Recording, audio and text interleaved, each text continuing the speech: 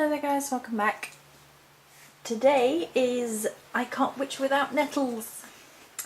So the I Can't Witch Without series, as always, disclaimer at the start, is not to say that you require any of the items in order to be a witch. It's just that each item, herb, flower, crystal, whatever takes my fancy at the time, is something which is part and parcel of my craft, my crafting as a witch within the space of time I've been doing it.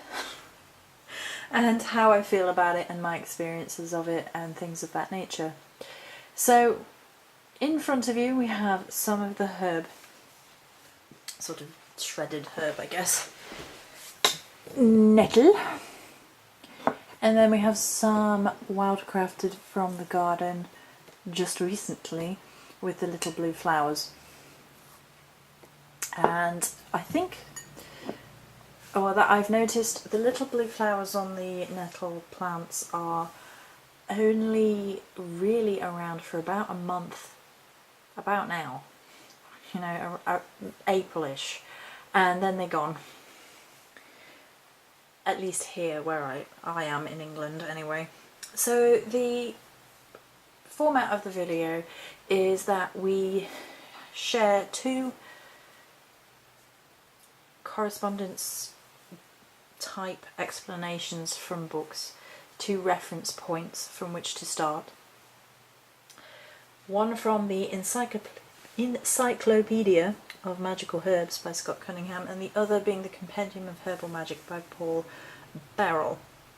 And then we talk a little bit how I feel, whether I agree, and so on and so forth. Okay, so from Cunningham's book, Nettle, masculine, Mars, fire, Thor, powers of exorcism, protection, healing, and lust. The magical protective powers of the nettle have long been used in magic. To remove a curse and send it back, stuff a poppet with nettle or carry some in a sachet. Also sprinkle nettle around the house to keep evil out and to send it back. Nettle is also thrown onto a fire to avert danger, held in the hand to ward off ghosts, carried with yarrow to allay fear, and worn as an amulet to keep negativity away. A pot of freshly cut nettles placed beneath a person's sickbed will aid in a person's recovery. Nettle has sometimes been used as a lust-inducing herb, and contemporary Mexican spiritualists recommend its use in purification baths. I was going to try to say bathing and a baths all in one word then. I brain, honestly. Have a few days off and your brain stops working. Because it is more carnivorous than any other herb, and so will work more efficiently. It's interesting.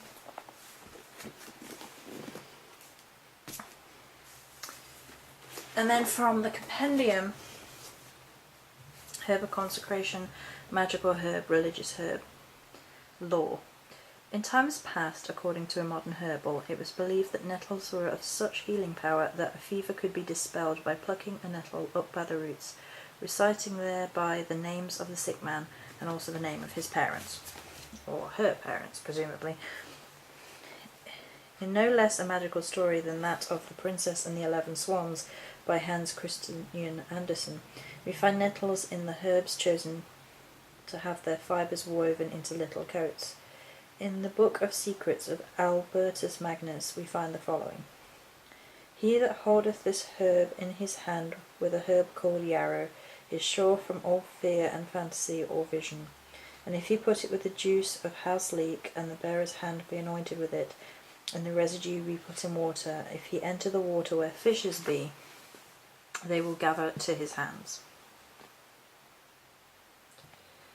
Usage. One of the traditional rites of consecration for an athame calls for nettles to be added to the herbal wash in which the heated blade is plunged. Nettles have long been used to provide green dye. They are sometimes associated with the coming of spring. In some parts of Russia, it is the custom to use nettles as one of the dyes to stain eggs in preparation for Easter morning. Nettles, an often neglected magical herb, are also associated with the ability to dispel darkness. Taken as a magical tea, they are not only good for the body but for the spirit. The old law regarding combining nettles with yarrow to help one's heart against deep fears makes this a mixture an excellent magical remedy. Nettles may work their magic when fishing. What is it about fishing? Oh dear. It's been a theme of, I think the universe is like, do you want to go fishing? I'm like, no, not really. I don't know where I'd go fishing anyway, but okay. 1 second, I just need to plug the camera in, goodness. Take a few days off for making videos, I swear, and everything goes to pot. Right.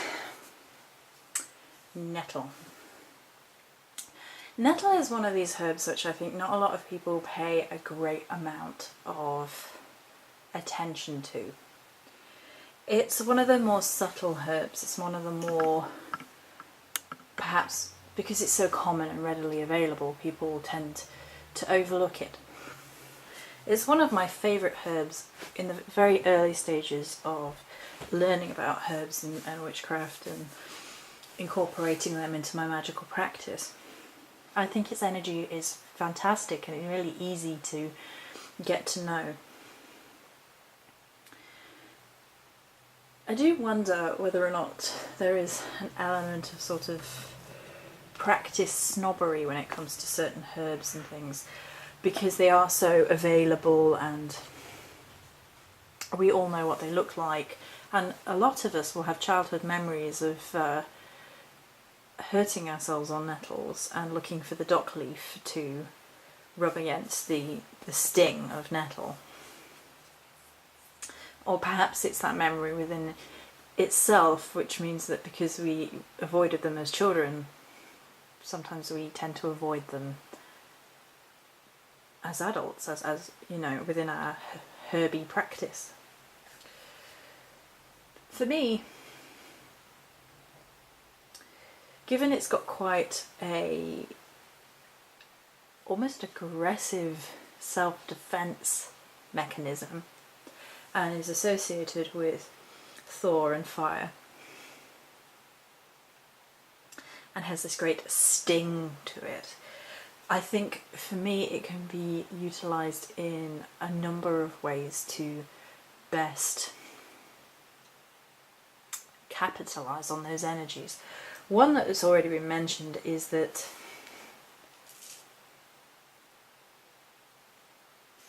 if you want to remove a curse, you can use the stinging nettle, and it's literally taking the sting out of somebody's negative magic. It's a form of neutralisation, and I think nettle really has an incredible power of neutralisation. It stops things in its tracks when you think about it. The plant stops people in their tracks because they see a whole load of nettle and they're not going down that pathway because they can get stung. And nettle has that sense of balance and justice in the world that because human beings trample all over plants and wildlife all the time, at least the stinging nettle's getting some back. And for that effect, of course, you can use nettle for return to sender. It can be used for some quite nasty, unpleasant magical workings as well, to do with stinging and itching under the skin, and a sting that never heals and things of that nature. So it can be used in amplification, return to sender, to add a real sting into the consequence of somebody's negative manifestations upon you. So if they sent a load of crap your way, you return to sender with an extra sting.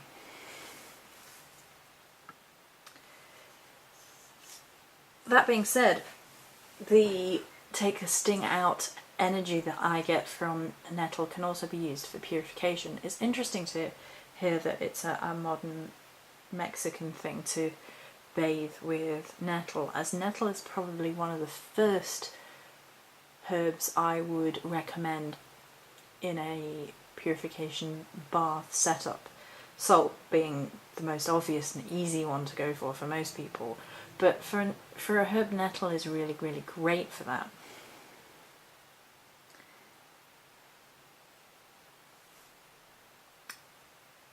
Again, it's one of these herbs that just seem to absorb and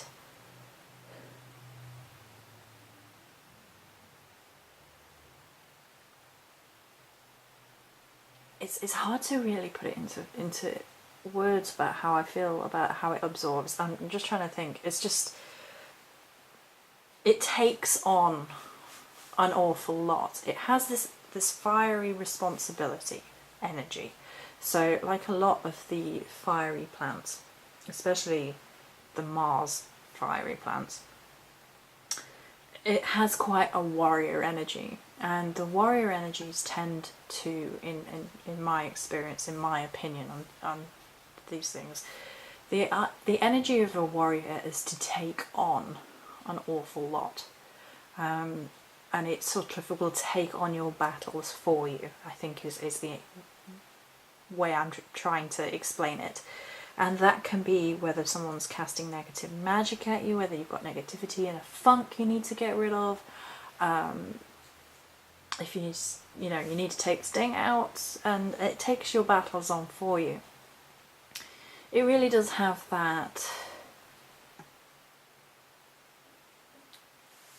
protective warrior vibe to it, more than anything else. Now, personally, I haven't ever used it in Lust Magic, so I don't know. I could see the sort of the idea of, how your skin is sensitive and heightened when it's stung, and you feel everything, maybe going into that sort of energy. And again, healing is again soothing and counterbalancing the sting of other maladies, I guess.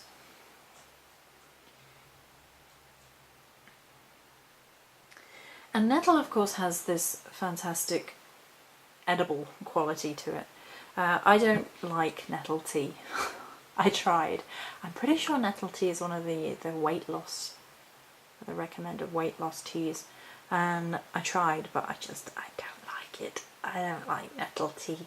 I'm really finicky about herbal teas. I like 1, maybe 2 herbal teas. Oh no, I like 3 now, because I quite like the vanilla chai. So there you go, I like 3 herbal teas, but unfortunately nettle isn't one of them. It is supposed to be a very calming tea, a very relaxing tea. It can help you to get into a more meditative state if you do like that sort of thing, if you do enjoy herbal teas. And it's an easy way to get hold of the herb as well. If you have real trouble getting hold of the herb and you need to be private about it, then nettle tea is one way which you can acquire some without raising many eyebrows. I really enjoy using it in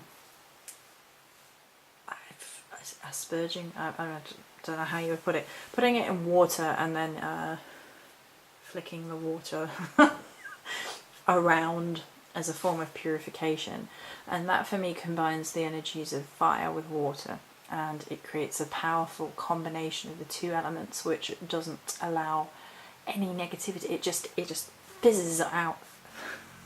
It just radiates out energy. It has this wonderful sort of purifying effect, and you can even leave bowls of water with a little nettle in and a quartz perhaps, which is what I often work with nettle, which is why there is a quartz. There it is, a quartz in here. And if it were me, I would put a little bit of nettle in, put some quartz in here, and then pour some water over, and sort of set my intention on the bowl for it to be a negativity trap. And the idea of it is that you program, if you like, you set the intention of the nettle in water to attract all negativity to it, and it's like, this is nice, what's this, this interesting glowing ball of light eaten by the nettle's energy and burnt up, and then it's basically a negativity trap, and I think it works really, really well. It's a really good one. So there you go. Free magic tips with this week's I Can't Witch Without. I'd be interested to see how other people get on with nettle in terms of eating it or drinking it, because I don't personally do that. So if you drink tea and you like the herbal teas and you have some interesting experiences with nettle, pop your experiences down below. I'd be interested to know. But yeah, I think that will do for today. I wanted to keep it relatively simple because I'm behind, and I wanted to talk a little bit about it. But I thought the negativity trap's a really good one. I know people have been having some negative experiences lately, so maybe that will help. Really simple, really easy. You could even do that with like a cup of nettle tea and leave that out like a negativity trap and just pretend you'd forgotten a cup of nettle tea. No one would be the wiser. So there you go. It's all about sneaky traps. I think I'm in a weird place right now. I think we best stop. Okay, that's going to be it for this week's I Can't Witch Without. I will be back on track this coming week. We will get more detailed information. We'll get more going. I promise we'll get back on track. Many blessings.